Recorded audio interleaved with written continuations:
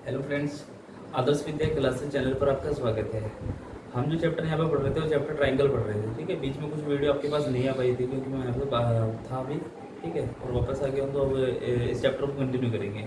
हमने यहाँ पे ट्रायंगल वाले चैप्टर के क्वेश्चन 8 क्वेश्चन कर चुके थे। ठीक है, और क्वेश्चन नंबर 9 से स्टार्ट करते हैं। ठीक है, तो क्वेश्चन नंबर 9 देखते हैं। क्वेश्चन नंबर 9 क्या है? क्वेश्चन नंबर 9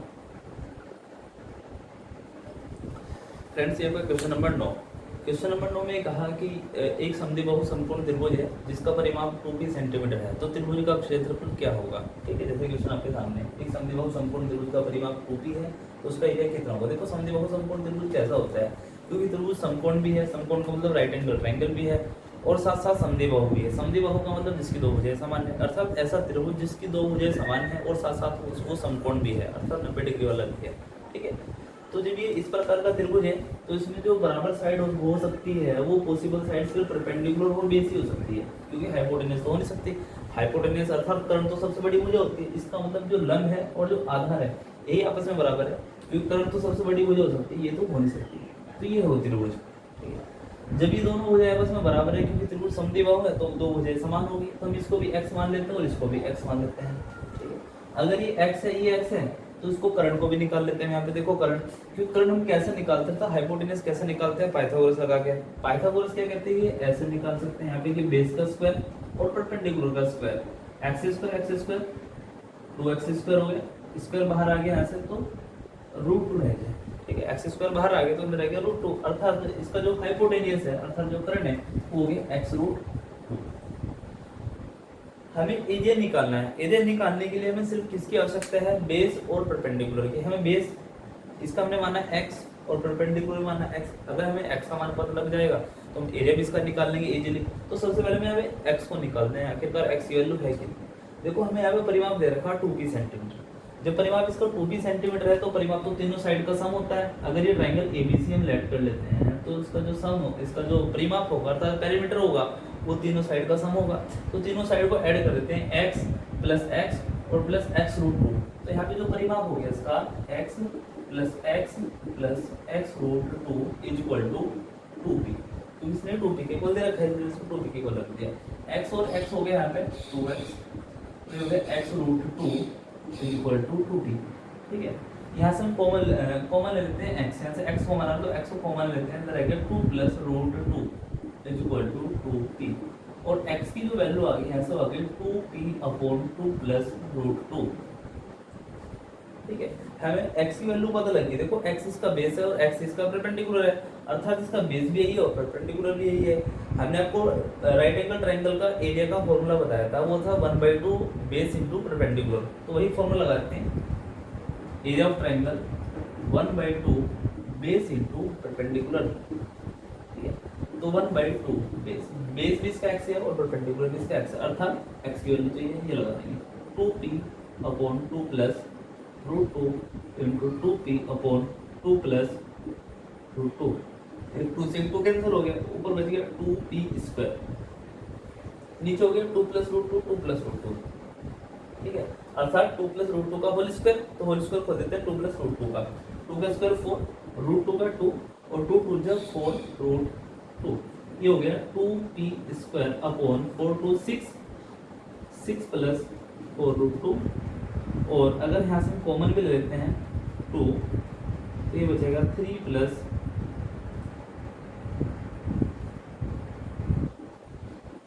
2 ये बच गया, 2 से 2 कट गया, तो हमारे पास जो आंसर आ गया p²/3 प्लस 2√2। ठीक है, ये इसका आंसर है।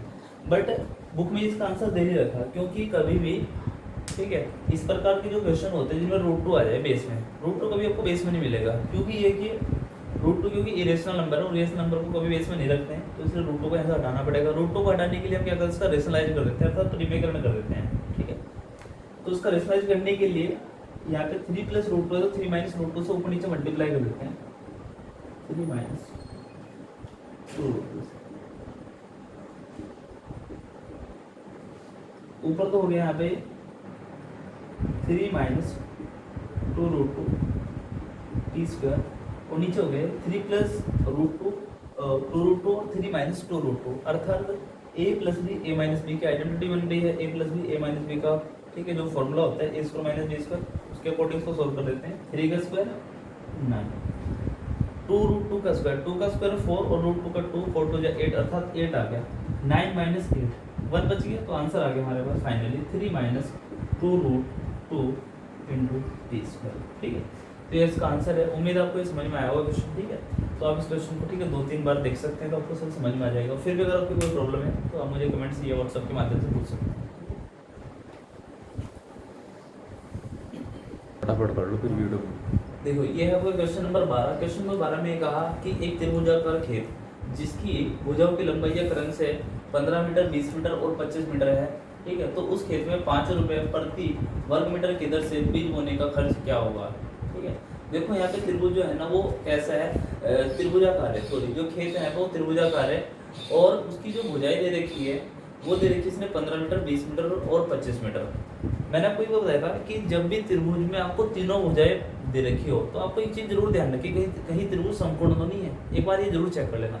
देखो यहाँ पे जो भुजाएं दे रखी है वो दे रखी है 15 मीटर, 20 मीटर, ठीक है, और 25 मीटर, ये दे रखी है। अगर ये समकोण त्रिभुज होगा तो मैंने आपको बता रखा समकोण त्रिभुज की जो कुछ स्पेशल मैंने केसेस लिख के आपको दिए थे, ठीक है, आपको याद रखने हैं।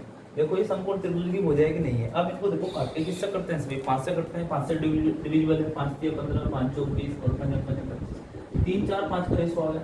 देखो 3 4 5 वाला 3 4 5 जब भी हमें ये भुजाएं मिले तो त्रिभुज हमारा समकोण हो जाता है। ये बात मैंने आपको बता चुका हूँ। तो इसका मतलब ये त्रिभुज भी समकोण ही होगा क्योंकि ये रेशो आ रहा है 3 4 5।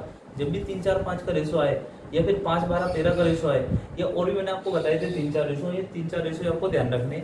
अगर इस तरह के रेशो आपको मिलते हैं काटने के बाद त्रिभुज आपका 100% समकोण ही होगा। ठीक है, तो इस समकोण त्रिभुज का सबसे पहले हम एरिया निकाल देंगे, फिर हम इस पे जो बीज बोया है उसका खर्च भी हम निकाल देंगे यहाँ से। ठीक है, क्योंकि मैं यहाँ पर रेट दे रखा 5 रुपये प्रति वर्ग मीटर स्क्वायर, यानी 1 वर्ग मीटर का खर्च 5 रुपये है। तो जितना भी एरिया होगा उसको मल्टीप्लाई कर देंगे, आपका आंसर आ जाएगा सिंपली। सबसे पहले इसका एरिया निकालते हैं। तो एरिया का जो फॉर्मूला है 1/2 बेस इंटू परपेंडिकुलर, ये मैंने आपको बता रखा है। जो समकोण त्रिभुज होता है उसका जो एरिया होता है 1/2 बेस इंटू परपेंडिकुलर होता है, उसमें हाइपोटेन्यूज की आवश्यकता नहीं होती। ये बात आपको बता चुका हूँ। देखो तो हाइपोटेन्यूज तो सबसे बड़ी साइड होती है, इसको तो हम छोड़ देंगे। ठीक है, तो हम सिर्फ इस वाली साइड और इस वाली साइड का ही यूज करेंगे।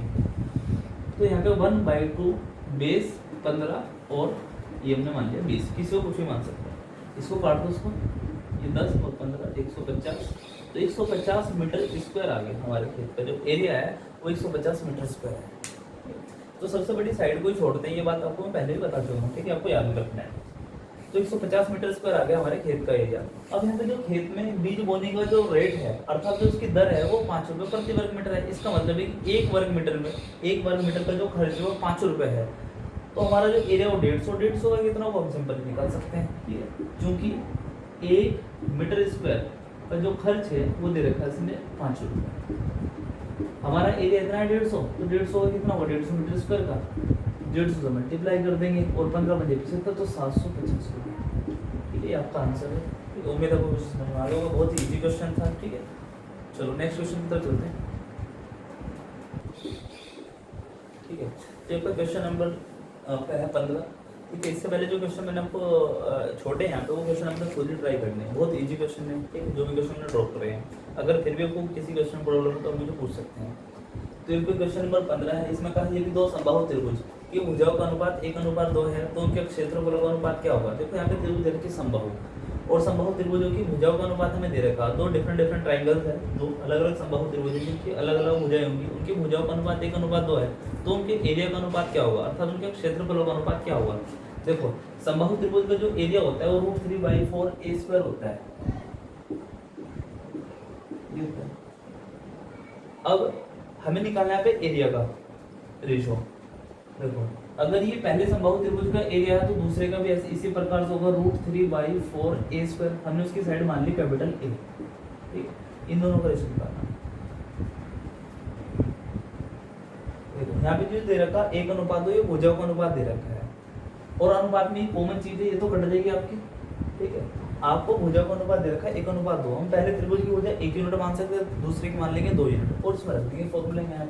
तो 1 का स्क्वायर अनुपात 2 का स्क्वायर, तो 1 का 1 और 2 का हो गया 4 अर्थात आ गया 1:4।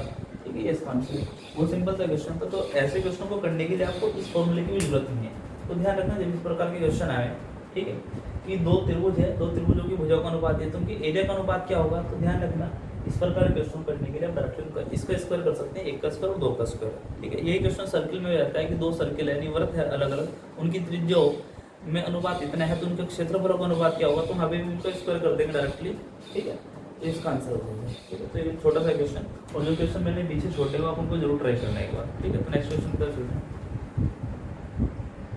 तो ये आपका क्वेश्चन नंबर 16। क्वेश्चन नंबर 16 में ये कहा कि यदि एक समबाहु त्रिभुज की प्रत्येक भुजा में 2 मात्रक वृद्धि कर दी जाए, ठीक है, तो उसका क्षेत्रफल 3 + √3 वर्ग मात्रक की वृद्धि हो जाती है त्रिभुज का एरिया में।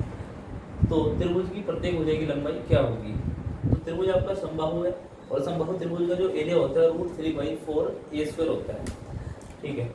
तो यहाँ पे हमें कहा कि उसकी भुजा में ना, प्रत्येक भुजा में 2 मात्रक की वृद्धि कर दी। हमने मान लिया कि जो उसकी प्रत्येक भुजा वो a है, ठीक है, स्टार्टिंग में। तो स्टार्टिंग में जो एरिया होगा वो √3/4a² हो जाएगा, ये आपको बता रखा समबाहु त्रिभुज का। नई भुजा उसकी हो जाएगी a+2, तो नया एरिया कितना होगा √3/4, नई भुजा का स्क्वायर, नई भुजा तो ये है। उसने कहा कि ये वाला जो एरिया है, इस वाले एरिया से 3 + √3 वर्ग मात्रक अधिक है, क्योंकि इसमें इतनी की वृद्धि हो गई, ठीक है। भुजा में 2 की वृद्धि करने से क्षेत्रफल में जितनी वृद्धि होती है, इसका मतलब जो नया एरिया है पहले वाले एरिया से इतना ज्यादा है। तो इन दोनों का जो अंतर है वो हम रख सकते हैं 3 + √3 के इक्वल, ठीक है। और उसको सिंपलीफाई कर लेते हैं, यहाँ से a का मान निकल जाएगा बहुत ही आसान से, ठीक है। तो उसको सिंपलीफाई करते हैं, √3/4 ऐसे, यहाँ पे इसको होल स्क्वायर खोल लेते हैं, a², 2 का स्क्वायर 4 और 2 भुजा 4a, ये हो गया इसका स्क्वायर। इधर यहाँ पे √3/4 a² = 3 + √3, इसके अंदर मल्टीप्लाई करेंगे तो 3√3/4 a² से कैंसिल हो जाएगा। तो आपके पास बचेगा क्या, यहाँ पे इसकी मल्टीप्लाई करेंगे 4 से 4 कट गया, ओनली √3 बच गया यहाँ पे, और इससे मल्टीप्लाई करेंगे तो देखो 4√3, और ये यहाँ से खत्म हो गया। तो बचा हमारे पास कितना 3 + √3, देखो √3 से वाला √3 भी कैंसिल हो गया, तो आपके पास बचा 4√3a = 3, ये आ गया। हमें a की वैल्यू निकालनी, तो a की जो वैल्यू आ जाएगी यहाँ से वो आ गई 3/4√3, इसको √3 को इससे काटेंगे तो √3 टाइम्स कट जाएगा √3/4, तो a की जो वैल्यू √3/4, ठीक है, मात्रक होगी, ये इसका आंसर है, ठीक है। बहुत सिंपल सा क्वेश्चन था, ठीक है, आपको समझ में आ गया। इसमें ना कुछ मिस्टेक होगी मेरे से, क्योंकि आंसर मैच करो, देखो यहाँ पे मिस्टेक हो गई है। √3/4 एक इस पर मल्टीप्लाई करी तो कोई बात नहीं, वो तो इससे कट जाएगा। इसमें मल्टीप्लाई करिए 4 से 4 कैंसिल हो गया, जब यहाँ पे मल्टीप्लाई करेंगे 4 से 4 कैंसिल हो जाएगा, तो √3a बचेगा ओनली यहाँ पे, ठीक है। तो यहाँ पे 4 नहीं आएगा, सिर्फ यहाँ पे आएगा। तो यहाँ पे जो 4 नहीं होगा, तो 4 आने के लिए अर्थात √3 इसका आंसर आ जाएगा, ठीक है, ये इसका आंसर है। मिस्टेक हो गई वैसे, ठीक है।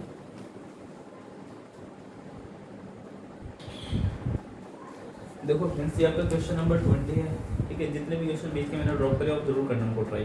क्वेश्चन नंबर 20 है कि यदि किसी समबाहु त्रिभुज के भीतर किसी बिंदु से त्रिभुज की भुजाओं पर लंबों की लंबाई क्रम से 5 सेंटीमीटर, 10 सेंटीमीटर और 15 सेंटीमीटर है, तो त्रिभुज की ऊंचाई कितनी है। देखो सबसे पहले आपको ध्यान रखना त्रिभुज कौन सा है आपका, त्रिभुज तो कौन सा यहाँ पे समबाहु है, अर्थात इक्विलैटरल ट्रायंगल है, ठीक है। और हमें दे रखी है यहाँ पे लंबों की माप, किसी पॉइंट से उस त्रिभुज की भुजाओं पर खींचे गए लंबों की माप 5 सेंटीमीटर, 10 सेंटीमीटर और 15 सेंटीमीटर। तो त्रिभुज की ऊंचाई कितनी होगी, ठीक है। वो त्रिभुज का एरिया भी हमारे से पूछ सकता है, कुछ भी पूछ सकता है। तो सबसे पहले देखो क्वेश्चन को समझते हैं आखिर क्या है। ये है इक्विलैटरल ट्रायंगल, इसकी सभी साइड इक्वल है। तो उसने क्या रखा है कि त्रिभुज में कोई बिंदु है, ठीक है, वो कहीं पे भी हो सकता है। सपोज दैट हमने उसको यहाँ पे मान लिया, यहाँ पे, ठीक है। तो उसने कहा कि उसने तीनों भुजाओं के लंब खींच रखे, एक तो यहाँ पे खींचा उसने, और एक इधर खींचा, और एक उसने इधर खींचा। हमने लंबों का नाम दे दिया P1, P2 और P3। जबकि इनकी लंबाई बता रखी उसने 5 सेंटीमीटर, 10 सेंटीमीटर और 15 सेंटीमीटर, ठीक है। तो ये 5 सेंटीमीटर, ये 10 मान लिया हमने, 15 मान लिया अपने हिसाब से, ठीक है। आपको पता है कि समबाहु त्रिभुज की प्रत्येक भुजा समान होती है, ठीक है। अगर ये ट्रायंगल हम ABC मानते हैं तो इसकी जो सभी साइड होगी वो तो इस हमने एक समान मान ली, स्मॉल ए स्मॉल ए स्मॉल ए मान ली, ठीक है। तो हमें देखो एक बार पता है कि त्रिभुज का जो एरिया होता है वो होता है 1/2 बेस इंटू हाइट, ठीक है। तो देखो इस क्वेश्चन को कैसे करेंगे यहाँ पर, अगर ये इसका परपेंडिकुलर है, ठीक है, तो यहाँ पे मैं इस ट्रायंगल का एरिया निकाल सकता हूँ।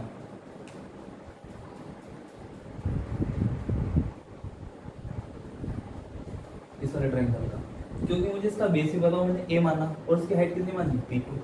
इसी प्रकार मैं इस ट्रायंगल का एरिया भी निकाल सकता हूँ इस वाले का। इसकी हाइट कितनी है P1 और बेस कितना है इसका A। इसी प्रकार इस वाले ट्रायंगल का एरिया भी निकाल सकता हूँ, बेस कितना है इसका A और हाइट कितनी है इसकी P3, ठीक है। और इस पूरे ट्रायंगल का एरिया मैं निकाल सकता हूँ, फिर मुझे इसकी प्रत्येक साइड पता है A तो √3/4 इस पर हो जाएगा, ठीक है। तो मैं इसी कंसेप्ट को यहाँ पे यूज करूँगा, ठीक है। तो इन छोटे छोटे तीनों ट्रायंगल का सम, इस वाले ट्रायंगल का, इस वाले ट्रायंगल का और इस वाले ट्रायंगल का सम मैं पूरे ट्रायंगल के इक्वल रख दूंगा, ठीक है। तो यहाँ पे इन तीनों ट्रायंगल का हम एरिया निकालते हैं, ठीक है। तो अगर इस पॉइंट को O मान लेते हैं तो यहाँ लिख देते हैं त्रिभुज OAB का एरिया प्लस त्रिभुज OBC का एरिया प्लस त्रिभुज OCA का एरिया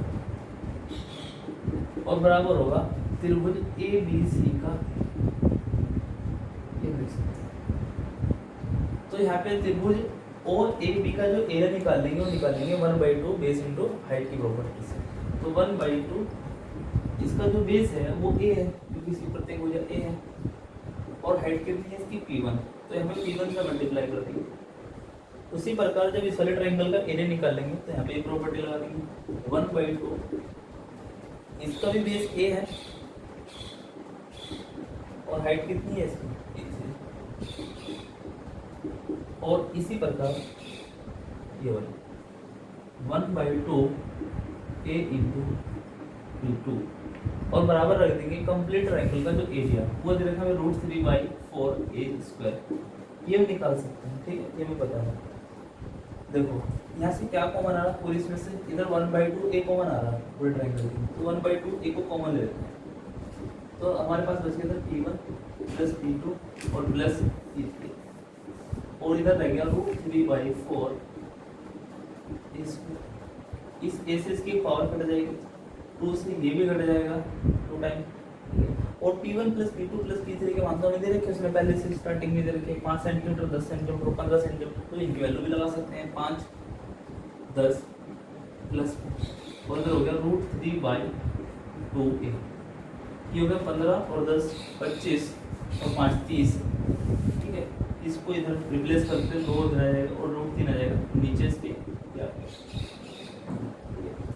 तो यहाँ पे इसको से अगर √3 को काटेंगे तो हो जाएगा यहाँ पे √3 टाइम्स कट जाएगा और 10 बच जाएगा, अगर 10 × 20 √3 इसको काटने के बाद तो यहाँ पे जो A की वैल्यू आ गई वो आ गई 20√3, ये इसका आंसर है। इतने सेंटीमीटर में ये आंसर, इतने सेंटीमीटर में सारा डाटा में दे रखा है।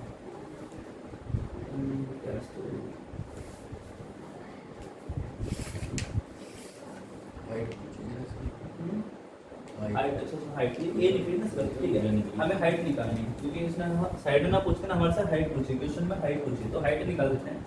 तो समबाहु त्रिभुज की जो हाइट होती है वो √3/2 इंटू A होती है, मैंने आपको बता रखी है। तो इसमें लगाते हैं A का मान हमारे पास है 20√, तो √3/2 इंटू A की वैल्यू है 20√3, 2 से काट दो 10 और √3 की मल्टीप्लाई 3 और 3 की 10 से मल्टीप्लाई करेंगे आ जाएगा 30, तो 30 इसका आंसर है, ठीक है।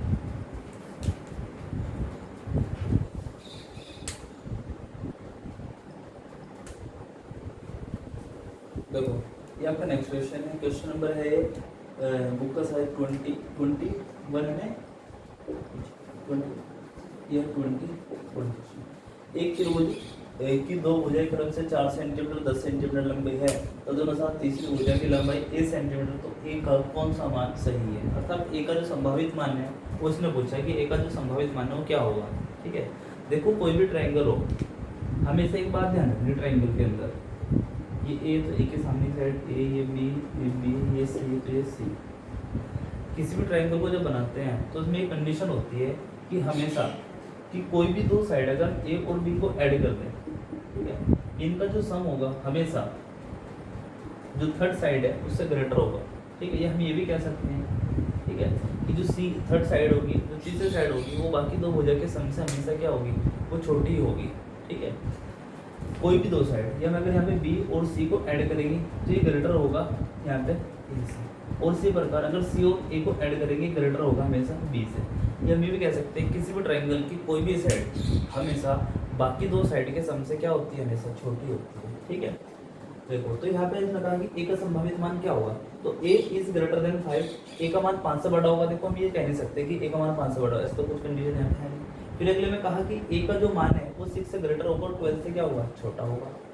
तो 12 का तो यहाँ कोई मतलब ही नहीं, क्योंकि 12 के बारे में तो कहीं आएगा, क्योंकि बाकी दो साइड है ना उनको जोड़कर देखो कितना आ रहा है, 10 और 4 14 आ रहा है। और मैंने ये बात आपको बता दी कि कोई भी एक साइड बाकी दो साइड के सम से क्या होती है, छोटी होती है।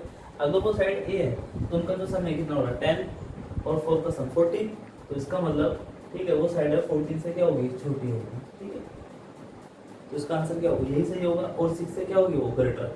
ठीक है, तो 6 से ग्रेटर होगी। देखो ऐसा हम यहाँ पे लगा नहीं सकते, लेकिन ये कंफर्म है क्योंकि हम ये रूल पढ़ते हैं, जानते हैं कि एक साइड हमेशा बाकी दो साइड के सम से क्या होती है, हमेशा छोटी होती है। यही इसका आंसर है डी। ठीक है, तो उम्मीद आपको समझ में आ गया होगा, ऐसे क्वेश्चन भी एग्जाम में पूछ लिए जाते हैं। तो चलते हैं नेक्स्ट क्वेश्चन की तरफ। क्वेश्चन नंबर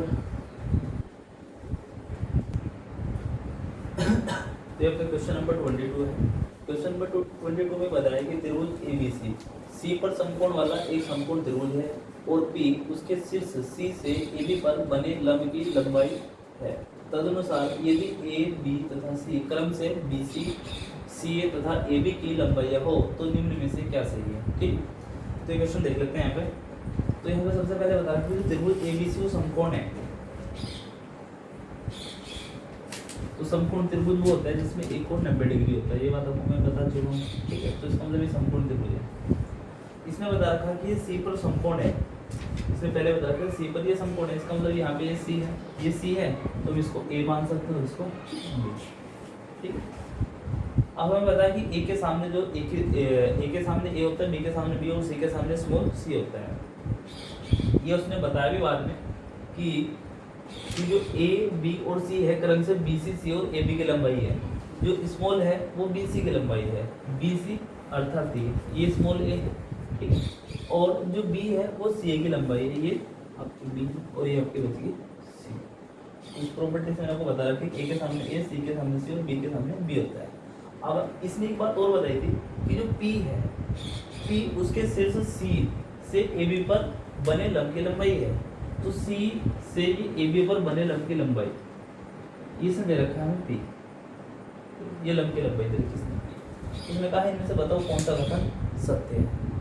देखो इस क्वेश्चन को कैसे करेंगे, हमें पता है कि जो ट्राइंगल का एरिया होता है, राइट एंगल ट्राइंगल का अर्थात समकोण त्रिभुज का जो एरिया होता है 1/2 बेस इंटू परपेंडिकुलर होता है। ठीक है, और एक तरीके से और निकाल सकते हैं, अगर हमें ठीक है किसी भी शीर्ष से, ठीक है, वर्टेक्स से, ठीक है, खींचा गया परपेंडिकुलर ये दे रखा हो तो तब भी हम एरिया निकाल सकते हैं। ठीक है, परपेंडिकुलर इंटू बेस। तो इस ट्राइंगल का जो एरिया में दो तरीके से निकालूंगा, एक तो तरीका लूंगा मैं कि बेस इंटू परपेंडिकुलर, और एक ये जो शीर्ष लंब दे रखा है यहाँ से खींचा गया, ठीक है, सी से ये, और ये वाला बेस यूज करूंगा। ठीक है, तो इस ट्राइंगल का एरिया में दो तरीके से निकालूंगा, 1/2 बेस इंटू हाइट। तो यहाँ पे बेस कितना है बी, और ये परपेंडिकुलर ये दे रखा है। अगर मैं इस ट्राइंगल को इस साइड से देखूं तो इसका ये परपेंडिकुलर बन गया और ये बेस बन गया। ठीक है, तो इसमें लगा देंगे 1/2। अब बेस इसका हो गया यहाँ से यहाँ तक की लंबाई सी है, अर्थात ये वाली सी, और इसकी जो हाइट का काम कर रही है वो टी कर रही है। 1/2 से 1/2 बढ़ गया। ठीक है, तो यहाँ पे B A is equal to क्या आ गया, सी पी आ गया। ठीक है, यहाँ से अगर सी की वैल्यू निकालो, सी की वैल्यू आ जाएगी A B upon P is equal to क्या हो गया सी। अच्छा मैंने सी की वैल्यू क्यों निकाली, क्योंकि जो मेरे ऑप्शन है, ऑप्शन सामने किसी में भी सी का मान नहीं है, इसलिए सी की वैल्यू पहले निकाल लेते हैं, अगर कहीं जरूरत पड़ेगी तो सी को आंसर हटा देंगे। देखो अब पाइथागोरस थ्योरम लगाते हैं। पाइथागोरस थ्योरम क्या कहती है कि पर इसका हाइपोटेन्यूज का जो स्क्वायर होता है वो परपेंडिकुलर का स्क्वायर और बेस के स्क्वायर के सम के इक्वल होता है। तो यहाँ पे ये पाइथागोरस थ्योरम यूज करते हैं, जो सी स्क्वायर होता है हाइपोटेन्यूज का स्क्वायर होगा ए स्क्वायर यानी परपेंडिकुलर का स्क्वायर और बेस का स्क्वायर, ये हो गया। अब सी की वैल्यू मैंने पहले निकाल रखी है, वो है ए बी अपॉन बी, तो यहाँ पे सी की जगह बना सकते हैं ए बी अपॉन बी, इसका स्क्वायर तो सबका स्क्वायर हो जाएगा equal to A square plus B square. तो इसको पी स्क्वायर को देख रखते हैं ऑप्शन के अकॉर्डिंग, और ए बी स्क्वायर को हम यहाँ से इधर भेज देते हैं, तो ये इसके नीचे भी चला जाएगा, इसके नीचे भी यहाँ जाएगा A square upon A square B square और plus B square upon A square, B square से B square cancel, A square से ए स्क्वायर कैंसिल, तो आंसर आ गया 1 upon P square equal to 1 upon A square plus 1 upon B square. और ये option में दे रखा है इसने, ऑप्शन बी ये इसका आंसर है। तो उम्मीद है क्वेश्चन आपको समझ में आ गया होगा, ठीक है। तो चलते हैं नेक्स्ट क्वेश्चन की तरफ। देखो यहाँ पर क्वेश्चन नंबर 23, ठीक है, और आज का लास्ट क्वेश्चन है, ठीक है। और जितने भी क्वेश्चन बाकी मैंने छोड़ दिए हैं ट्रायंगल के, और ट्रायंगल के क्वेश्चन आपने स्वयं ही करनी है, ठीक है। सीखने के लिए तो आपको करने पड़ेंगे, अगर नहीं सीखना है तो फिर आप छोड़ सकते हो, ठीक है। तो स्टार्ट करते हैं क्वेश्चन नंबर 23 से। एक त्रिभुज का परिमाप 40 सेंटीमीटर है तथा उसका क्षेत्रफल 60 सेंटीमीटर स्क्वायर है। यदि सबसे बड़ी भुजा की लंबाई 17 सेंटीमीटर है तो सबसे छोटी भुजा की लंबाई क्या होगी, ठीक है। तो ये क्वेश्चन आपको दे रखा है। तो यहाँ पर सबसे पहले बताया कि जो त्रिभुज का परिमाप 40 सेंटीमीटर है, तो हमें पता नहीं कौन सा त्रिभुज है, हमने एक त्रिभुज यहाँ पे खींच दिया। इस त्रिभुज में मैं बता रहा था कि जो सबसे बड़ी साइड है वो 17 है, हमने मान लिया कि 17 है,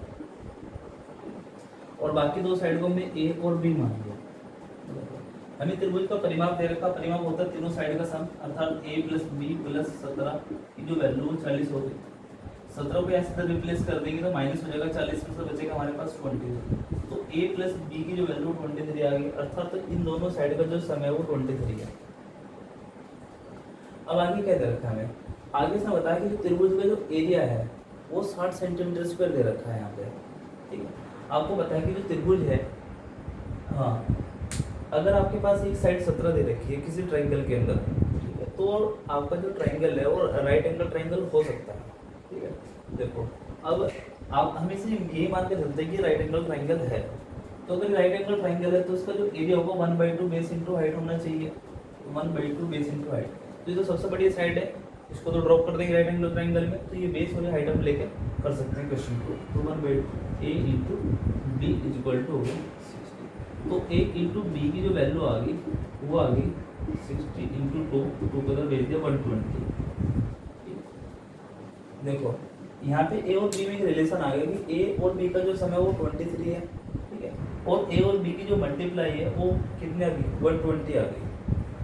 तो हमें अब ये देखना है कि ऐसी कौन सी दो साइड है जिनका सम 23 है और जिनकी मल्टीप्लाई क्या है 120, अर्थात a और b के ऐसे फैक्टर जिनकी प्रोडक्ट 120 और उनका सम 23 हो, तो ऐसे कौन से दो नंबर है आप इनको कर सकते हो। तो 15 और 8 इसके फैक्टर हो जाएंगे ऐसे, तो 120 के से फैक्टर आ गए 15 और 8। 15 और 8 की जो मल्टीप्लाई होती है वो कितना 120 भी होती है, और 15 और 8 को ऐड करके कितना आता है 23 भी आता है, वो भी आ रहा है। तो इसकी जो सबसे छोटी भुजा 8 सेंटीमीटर होगी, और 8 सेंटीमीटर ऑप्शन में दे रखा है, ये इसका आंसर है।